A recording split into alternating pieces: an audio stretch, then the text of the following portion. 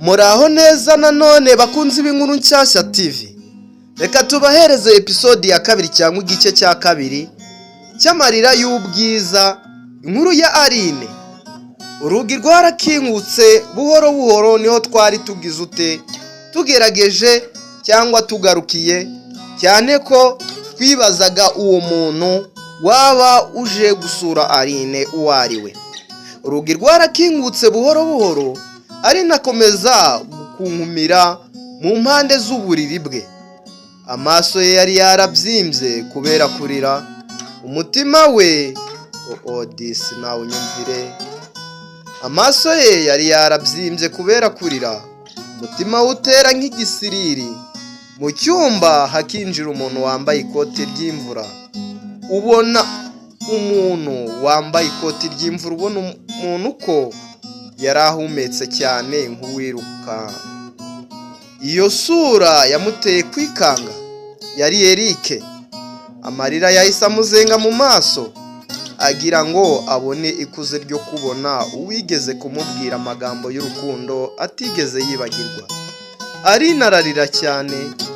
Eric arangije aramuhamagara. Ahamagara Eric. Ni wowe koko? Ni wowe ugarutse? Burya wangaga gufata phone ubireba?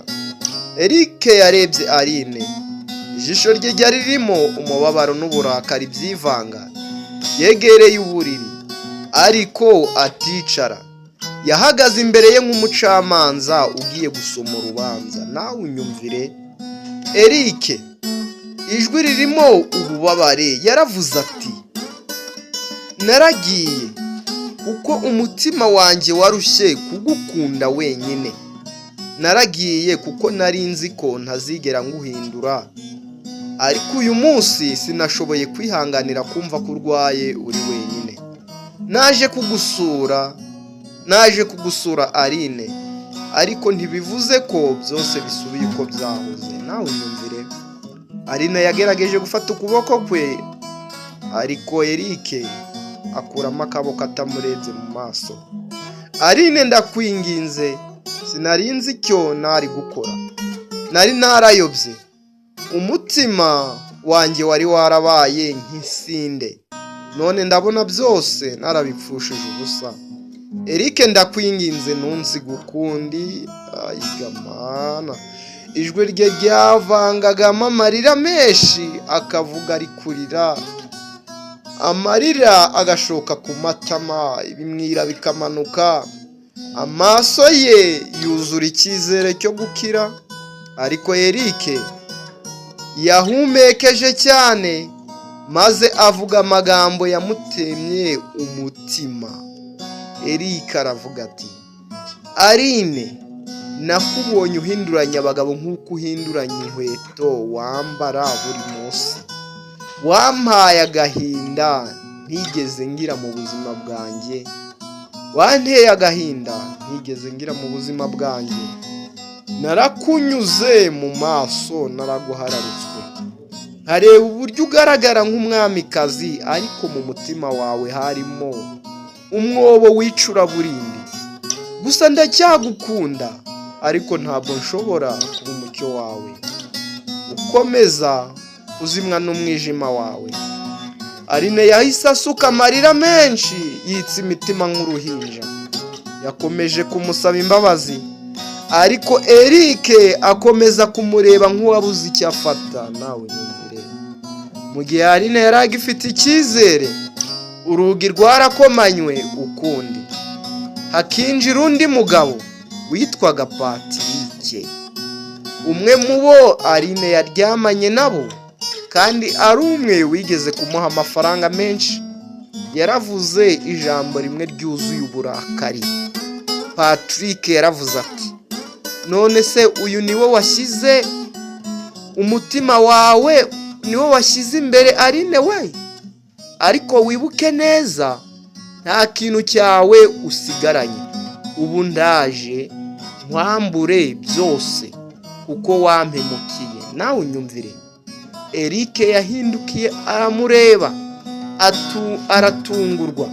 Aline yarasakuje cyane, ararira nk'umuntu uri kubura ubugingo. uwo mwanya warabaye ishusho y'urusobe rw'amarangamutima.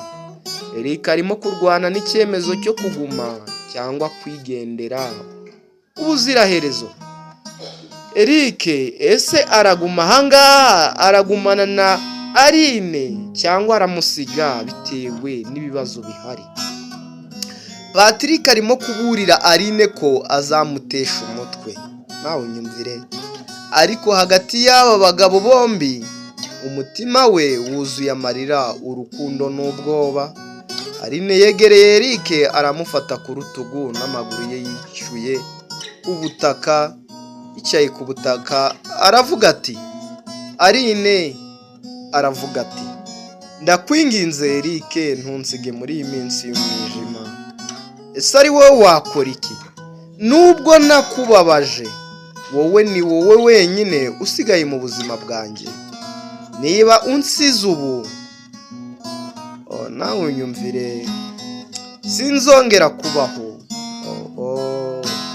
Eric yaramwitegereje, umutima uramurya, amarira yamanukaga ku matama ye nubwo yarwanaga no kuyahisha. Nawe unyumvire, Patrick we akomeza kumuvugiriza amahane n'urusaku mu magambo akanganya amubwira, amagambo akomeretsa nk'inkota icyayisogota mu mutima we. Aho igice rero nanone kirangiriye, umwuka wari uruhuri rw'amatsiko. Ese Eric azahitamo kumubabarira cyangwa kumureka burundu? Ese Patrick azamugirira nabi kubera uburakari afite? Wowe uri kubyumva ute? Ese Aline azakomeza kubaho cyangwa amarira yazarangiriraho? Ntucikwe igice cya kabiri. Iyo bagezaga iyi nkuru ya Aline na Eric ndetse na Patrick, uje uvugwamo bwa gatatu yari Fabien. Ese wamaze gukora subscribe mwene mama? Ndagukunda cyane. Wamaze gukora subscribe, like, share na comment. Imana iguha umugisha. Reka tubonane mu kanya turebera hamwe uko episode ya gatatu iri kutubwira. Niba wayikunze, kugira ngo iyi logarithme yacu izamuke, waramaze gukora subscribe, tanga like kugira ngo iyi video yacu ikwirakwire hose, ndetse tugire courage yo gukomeza iyi season yacu kugira ngo tugere ku musozo wayo. Ndabakunda cyane cyane. Imana ikomeze ibandebere icyoroshye.